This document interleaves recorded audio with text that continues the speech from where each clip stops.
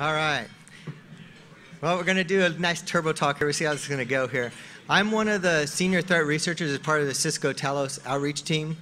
I've talked to a lot of people at the booth out there. And today what I'm going to do is I'm going to try and go through and give you a little bit of idea of the Netnya ransomware wiper attack, what do you want to call it, that we examined just over the last week or so. And if, given enough time, hopefully I'll have time at the end, I'm going to go through and I'll talk a little bit about what Talos is, but I didn't want to spend a lot of time today just talking about the threat research that we do, because I figured it'd be more interesting to show you one of the things that we've analyzed, some of the things that these threat actors are doing to try and up that game. So, Netnya was another one of these. It was a targeted worm. We've heard worm. It's becoming a really common phrase now. I've been in security for about 20 years now, doing all kinds of different things, and I've experienced all these different worms that have been out there. They don't come around that often. It's hard to find something where I can actually be able to self-propagate without taking, without having the user. Most of our attacks now are targeting either user through like phishing, through malvertising. These worms are interesting in the fact that they don't require that human interaction, so they can spread like wildfire. They can come very quickly. We saw it with WannaCry. Span of a few hours, it had hit countries all around the world, so it was very effective. Well, we had the same thing with Netnya. It came in, looked like a ransomware worm when it first started, but it quickly became evident that there was a little bit more to this one than just ransomware. In fact, this one seemed to mainly be targeting Ukraine. It hit like 80% of the businesses in Ukraine. And as we see a little bit later, you'll see maybe it wasn't so much related to ransomware in this case, because they were pretty much trying to make a statement. They were trying to wipe out systems, trying to take out a lot of the systems in the Ukraine. So what was behind this one? When WannaCry hit, they used shadow broker exploits. They used actually SMB vulnerabilities to put a worm that spread around the internet. With this one, they had a more interesting way that they actually got access to the systems initially. Instead of doing a phishing attack, instead of doing something through the web, these guys actually controlled MEDOC. And for those that don't know what MEDOC is, in the Ukraine they have this tax software. And they use it to basically do their accounting and different things. And it's on about 80% of the businesses in the Ukraine. So these threat actors don't really know who actually is behind the keyboard pulling the, typing in the commands. But in this case, as far back as April, probably even before that, but that's as far back as we could track it down, they had actually put a backdoor into this tax software, which was on 80% of the businesses in the Ukraine. So they now had access to all of those computers through this update, because this software, they could push an update out. They had the ability to go right into those networks through a trusted mechanism, because they pretty much own something that's going to automatically receive updates on a regular basis. And that's what we saw happen on the 27th. Basically, when Netnya, it started looking like a Petnya attack, and then we started hearing it be not Petnya, Petarap. It was obvious that they were trying to mimic Petya, which actually overwrites your MBR, but in this case, there were subtleties. It wasn't quite the same. It was a little bit different. And in this case, what they did, remember I said they had that MEDOC backdoor in their software? Well, they went through and they literally went to the MEDOC update server and they replaced the configuration on it. So they now pretty much could proxy people to a entirely different website. So now if you think about it, this MEDOC software, which is constantly going out looking to see if it needs an update, is now getting redirected to an attacker-controlled site.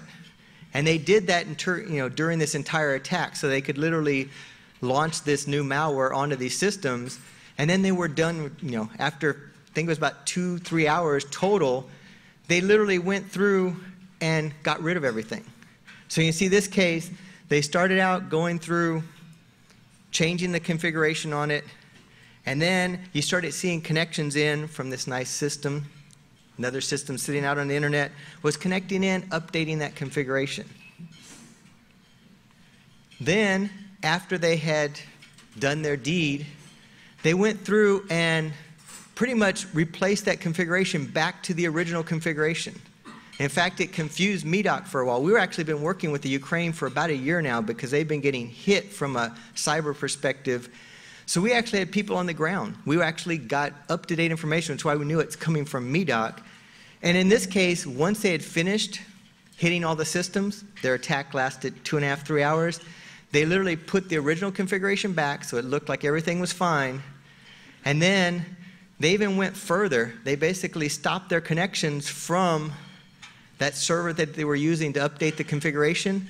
And they didn't even stop there. They basically blew away that entire server. They overrode it all with zeros. So they were literally covering their tracks. So whoever did this planned to attack this network and then leave. They were done with it. They didn't do anything else about it. So what did they do?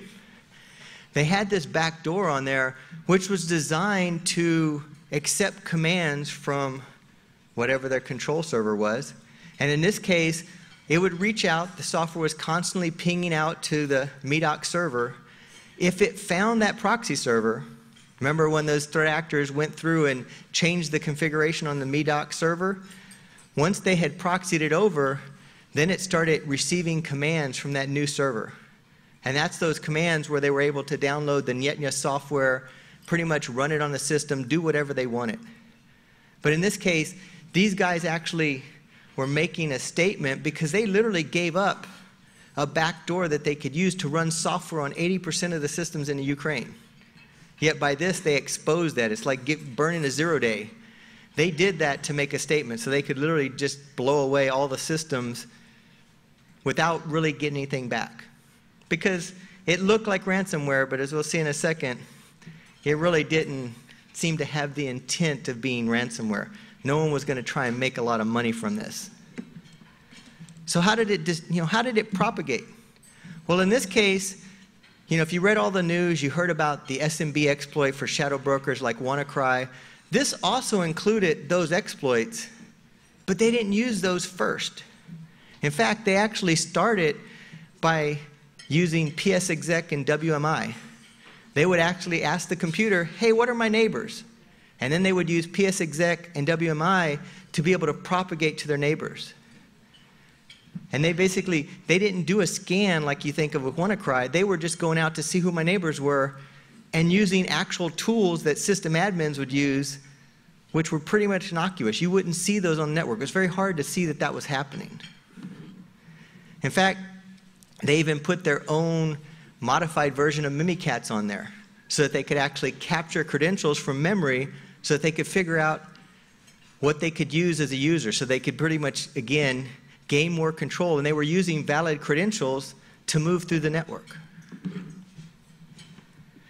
This example, that propagation I was telling you about, they would first try PSExec. They would go through, do the same thing with WMI. Both of these techniques are trying to see if I can spread like a normal admin would.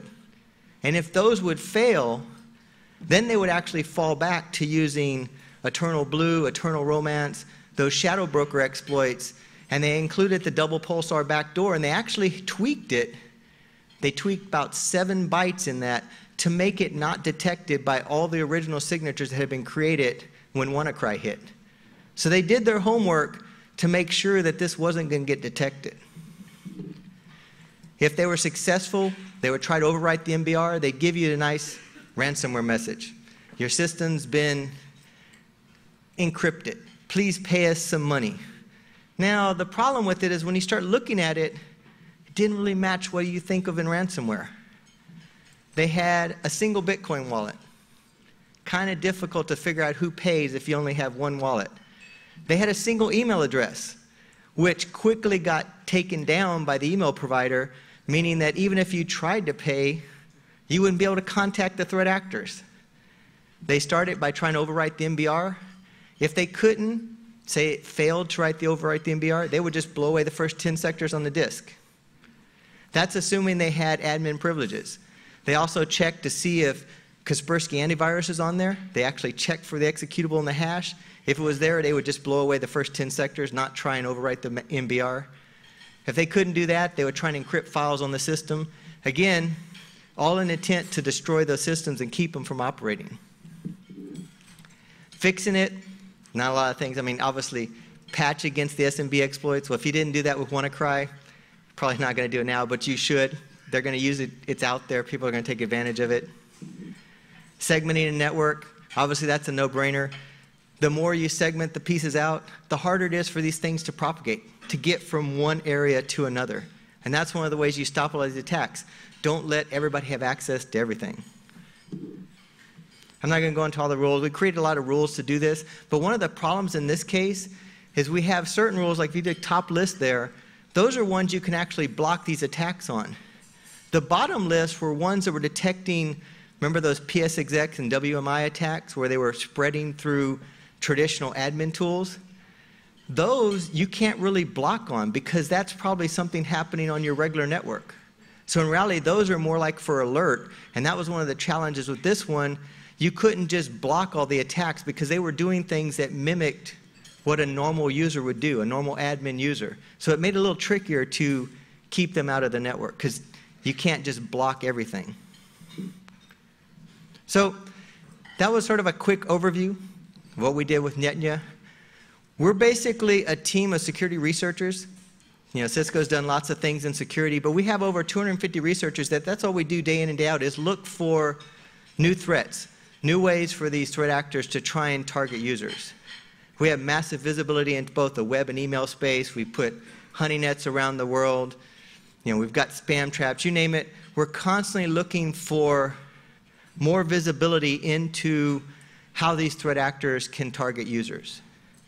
Because, you know, one, you have to have visibility, but then you also have to be able to turn that information into actionable threat intelligence.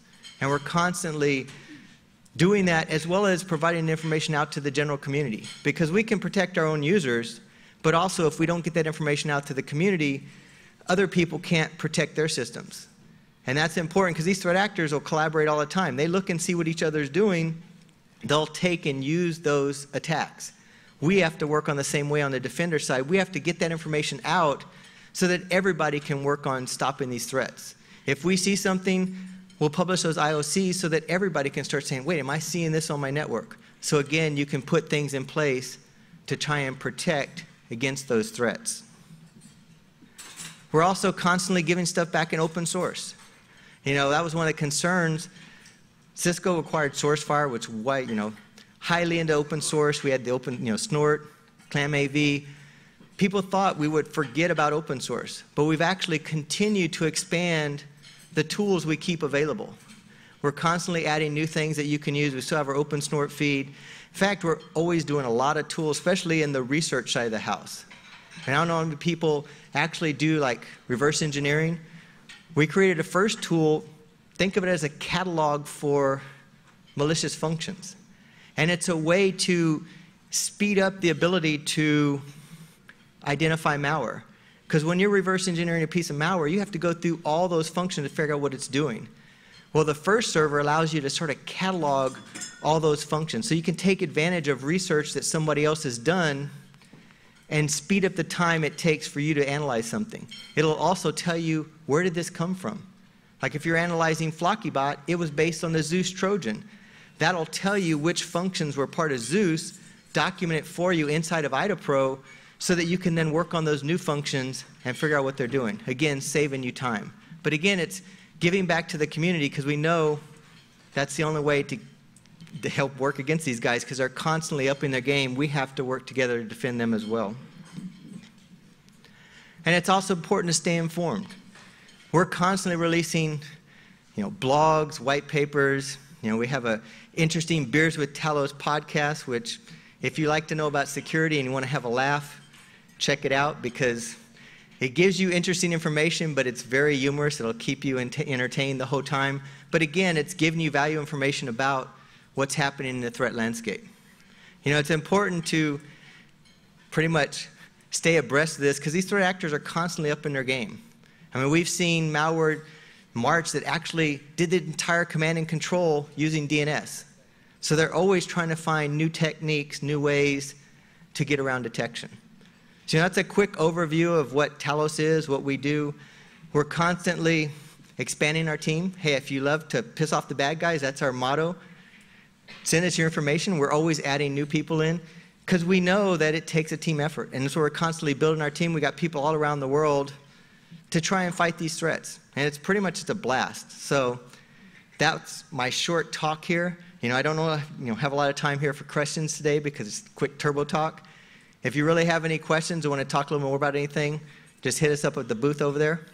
And with that, I'm going to wrap up real quick because I don't want to steal the time from our next presenter here.